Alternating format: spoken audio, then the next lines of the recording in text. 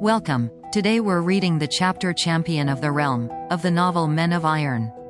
Now, sit tight and let's get into it. Adjoining the ancient Palace of Westminster, where King Henry IV was then holding his court, was a no less ancient stone building known as the Painted Room. Upon the walls were depicted a series of battle scenes in long bands reaching around this room, one above another. Some of these pictures had been painted as far back as the days of Henry III, others had been added since his time. They chronicled the various wars of the King of England, and it was from them that the little hall took its name of the Painted Room. This ancient wing, or offshoot, of the main buildings was more retired from the hurly-burly of outer life than other parts of the palace, and thither the sick king was very fond of retiring from the business of state, which ever rested more and more heavily upon his shoulders, sometimes to squander in quietness a spare hour or two, sometimes to idle over a favourite book, sometimes to play a game of chess with a favourite courtier. The cold painted walls had been hung with tapestry, and its floor had been spread with arras carpet. These and the cushioned couches and chairs that stood around gave its gloomy antiquity an air of comfort and air even of luxury. It was to this favourite retreat of the king's that Miles was brought that morning with his father to face the great Earl of Alban. In the anteroom the little party of princes and nobles who escorted the father and son had held a brief consultation. Then the others had entered, leaving Miles and his blind father in charge of Lord Lumley and two knights of the court, Sir Reginald Hallowell and Sir Piers Averell. Miles, as he stood patiently waiting, with his father's arm resting in his, could hear the muffled sound of voices from beyond the arras. Among others, he recognized the well-remembered tones of the king. He fancied that he heard his own name mentioned more than once, and then the sound of talking ceased. The next moment the arras was drawn aside, and the earl entered the antechamber again. "All is ready, cousin," said he to Lord Falworth, in a suppressed voice. "Essex hath done as he promised, and Alban is within there now." Then, turning to Miles, speaking in the same low voice, and betraying more agitation than Miles had thought it possible for him to show, "Sir Miles," said he, "remember all that hath been told thee. Thou knowest what thou hast to say and do." Then, without further word, he took Lord Falworth by the hand, and led the way into the room, Miles following close behind. The king half sat, half inclined, upon a cushioned seat close to which stood the two princes. There were some dozen others present, mostly priests and noblemen of high quality who clustered in a group at a little distance. Miles knew most of them at a glance, having seen him come and go at Scotland Yard. But among them all, he singled out only one, the Earl of Alban. He had not seen that face since he was a little child 8 years old, but now that he beheld it again, it fitted instantly and vividly into the remembrance of the time of that terrible scene at Falworth Castle, when he had beheld the then Lord Brookhurst standing above the dead body of Sir John Dale, with the bloody mace clinched in his hand.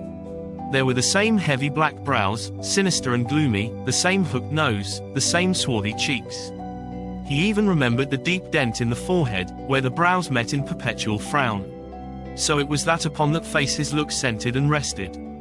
The Earl of Alban had just been speaking to some lord who stood beside him, and the half-smile still hung about the corners of his lips. At first, as he looked up at the entrance of the newcomers, there was no other expression. Then suddenly came a flash of recognition, a look of wide-eyed amazement, then the blood left the cheeks and the lips, and the face grew very pale. No doubt he saw at a flash that some great danger overhung him in this sudden coming of his old enemy, for he was as keen and as astute a politician as he was a famous warrior. At least he knew that the eyes of most of those present were fixed keenly and searchingly upon him. After the first start of recognition, his left hand, hanging at his side, gradually closed around the scabbard of his sword, clutching it in a vice-like grip. Meantime the Earl of Mackworth had led the blind lord to the king, where both kneeled. "Why, how now, my lord?" said the king. "Methought it was our young paladin whom we knighted at Devon that was to be presented, and here thou bringest this old man. A blind man, ha! What is the meaning of this?" "Majesty," said the earl, "I have taken this chance to bring to thy merciful consideration one who hath most fully and unjustly suffered from thine anger. Yonder stands the young knight of whom we spake. This is his father, Gilbert Reginald, Willem Lord Falworth, who craves mercy and justice at thy hands."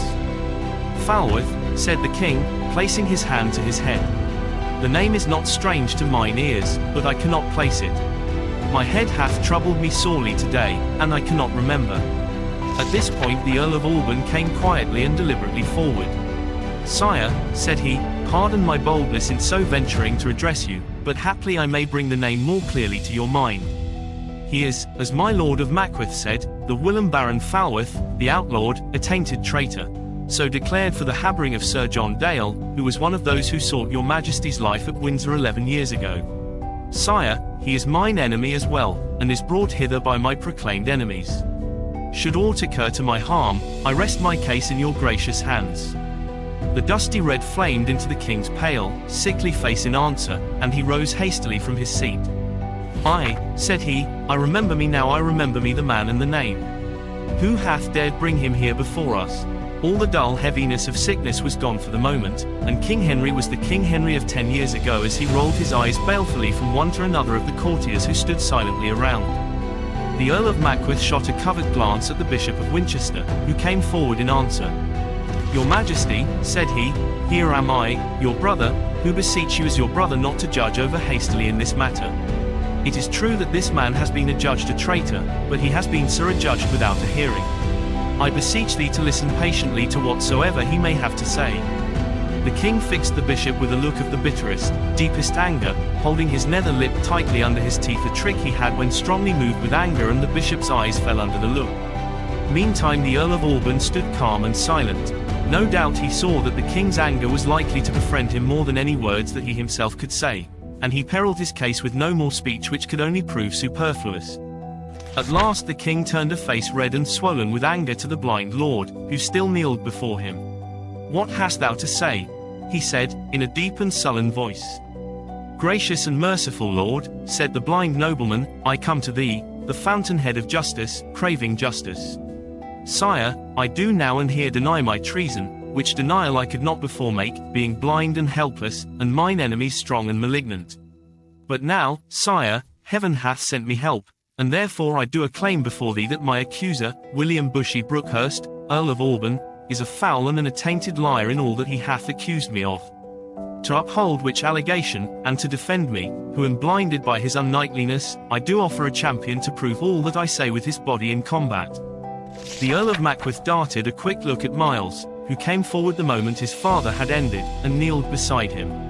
The king offered no interruption to his speech, but he bent a look heavy with anger upon the young man. "My gracious lord and king," said Miles, "I, the son of the accused, do offer myself as his champion in this cause, beseeching thee of thy grace leave to prove the truth of the same, being a belted knight by thy grace and of thy creation, and the peer of any who weareth spurs." Thereupon, rising, he drew his iron gauntlet from his girdle, and flung it clashing down upon the floor, and with his heart swelling within him with anger and indignation and pity of his blind father, he cried, in a loud voice, "I do accuse thee, William of Alban, that thou liest vilely as aforesaid, and here cast down my gage, daring thee to take it up." The Earl of Alban made as though he would accept the challenge, but the king stopped him hastily. "Stop!" he cried, harshly. "Touch not the gage, let it lie, I tell thee, my lord." "Now then," said he, turning to the others, "tell me what meaneth all this coil? Who brought this man hither?"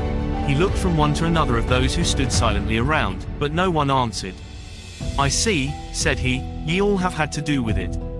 It is as my Lord of Alban saith. Ye are his enemies, and ye are my enemies as well. In this I do smell a vile plot.